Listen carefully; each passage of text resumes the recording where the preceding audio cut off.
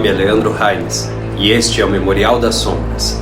E hoje trago o conto de Fernando Witt intitulado Regis Vignati.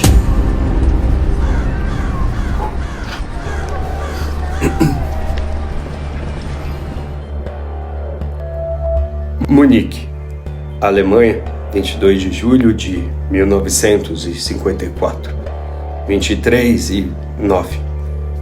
Regis Vignati, este é meu nome. E neste relato, para preservar uma família, eu não vou dizer o sobrenome de mais ninguém aqui. Eu fui, por 32 anos, representante comercial de diferentes tecelagens. Sempre procurei ser simpático e honesto. Viajei por todo o país fazendo amizades e recusando todas as propostas de casamento que eu recebia. Eu era, como se dizia então, um solteirão convicto. Numa madrugada fria de 1938, eu cheguei à minha residência no bairro da Paulista, da Bela Vista, depois de 3 semanas de vendas bem-sucedidas pelo interior. Era bom estar de volta a São Paulo, a terra da garoa. Assim que abri a porta do sobrado, eu senti um cheiro horrível de putrefação. Na cozinha, sentados à mesa, encontrei 3 cadáveres. Era um rapaz e 2 moças.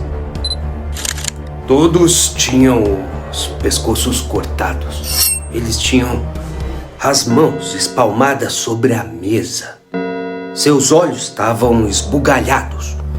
Eu nunca havia visto antes aquelas pessoas. Com um choque, deixei a bagagem cair. O medo pressionou meu peito. Para não cair, me apoiei na parede. Só consegui olhar uma única vez a cena macabra. A despeito do horror que senti, eu notei que, apesar do cheiro de putrefação, os corpos não estavam em decomposição. A atenção aos detalhes era parte importante do meu trabalho. O rapaz de cabelos curtos e loiros vestia calça e terno marrons. Seus sapatos eram da mesma cor. Suas meias eram azuis, assim como sua camisa. Ele não usava gravata. Uma das moças era ruiva. Usava elegante roupa feminina de viagem de cor azul. Sua maquiagem era discreta. Ela usava a maquiagem muito bem colocada, mas estava descalça. A segunda moça, a loira, visivelmente era a mais jovem das 3. Não usava maquiagem. Ela vestia elegante calça cinza, blusa branca e um terno de linho bege. Ela calçava botas marrons. Nenhuma das 2 usava chapéu. No dia seguinte, eu fui interrogado por horas. Mediante vários telefonemas, os meus clientes atestaram que eu não estava em São Paulo quando aqueles jovens foram assassinados. Também não foi encontrada qualquer conexão entre mim e os mortos. Os vizinhos afirmavam que não viram e nem ouviram nada. Quando finalmente fui liberado, criei coragem e entrei na cozinha para fazer a faxina. Quando terminei, eu recolhi o jornal italiano. Pensei então que era apenas uma publicação da colônia italiana do bairro do Bexiga. Porém, eu notei um texto no jornal que citava o nome dos jovens mortos. E eu não falo italiano, mas lá estavam os nomes das vítimas. Era sexta-feira, tarde da noite, e eu não consegui dormir. Na manhã seguinte, assim que o sol nasceu, fui visitar Padre Mário, um amigo de infância cuja paróquia, na rua 13 de Maio, ficava a poucos quarteirões de onde eu vivia. O sempre alegre Padre Mário tomava o café da manhã quando me recebeu nesse dia.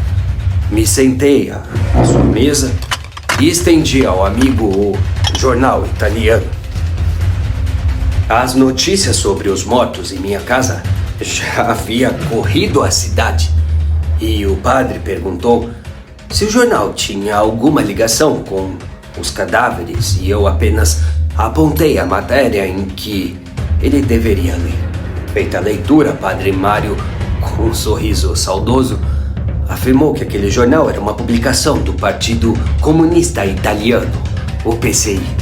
O autor do artigo era um espião do partido infiltrado na prefeitura de Munique, aquele que fornecia informações sobre o movimento nazista na cidade alemã. A matéria do jornal informava que Mayla, Otto e Constance eram irmãos, estudantes e integrantes da Rosa Branca. Rosa Branca, o movimento pacifista antinazista. Contra a própria vontade, Mayla e Otto e Constance, devido às constantes ameaças de nazistas, haviam decidido emigrar para a cidade brasileira de Santos, onde residia o pai, o Sr. Cut. A mãe dos irmãos, a Sra. Eva, estava morta há 6 anos. Na manhã em que deixariam Munique, os 3 jovens foram mortos pelos nazistas, enquanto faziam uma refeição antes da viagem. Padre Mário, antes de fechar o jornal, me disse que a data daquela edição era 30 de julho de 1938. Isto é, aquele dia, o dia em que me encontrei com o Padre Mário. E segundo a mesma reportagem, os 3 irmãos foram mortos 2 dias antes. Ou seja, o mesmo dia em que voltei de viagem e encontrei os cadáveres. O meu amigo se levantou da mesa e acendeu um cigarro. Aquela foi a única vez que vi Padre Mário fumar. Pensativo, ele fumou em silêncio. Quando terminou, ele se voltou para mim e disse que assim que fosse possível eu deveria viajar para Munique. Quando questionei por que deveria ir, Padre Mário respirou fundo e me disse que muitas vezes Deus fala com seus filhos não mediante palavras, mas por eventos que devemos explorar a fundo. No ano seguinte, mais precisamente em setembro de 1939, a Alemanha nazista invadiu a Polônia. Foi o início da Segunda Guerra Mundial, que se estenderia até 1945. Eu me alistei para a guerra contra o nazismo, porém não embarquei para a Europa. Em razão da minha idade e formação como contador, permaneci no país para trabalhar na administração dos recursos das tropas enviadas para a Itália. Na cidade de Santos, tentei contato com o Sr. Cut, mas infelizmente não encontrei qualquer informação. Na verdade, não havia nem mesmo provas da sua passagem pelo Brasil. No verão europeu de 1954, quando eu já estava aposentado, viajei para Munique. Na cidade alemã, visitei o memorial do movimento Rosa Branca, localizado no mesmo endereço onde os irmãos foram mortos. Para minha surpresa, a casa alemã era exatamente igual à minha residência na Rua dos Ingleses, em São Paulo. Literalmente, a mesma arquitetura, a mesma disposição para os cômodos, a cozinha era igualmente idêntica. E em um dos corredores da casa encontrei a foto da família. Sentados em um banco da praça estavam a senhora Eva, Mayla, Constance, Otto e o Sr. Kurt. Ao ver a foto, eu deixei o museu, eu entrei no primeiro bar que eu encontrei e me sentei em uma mesa e apontei para o cartaz de uma cerveja. Quando o garçom me serviu, eu tomei um gole e chorei intensamente.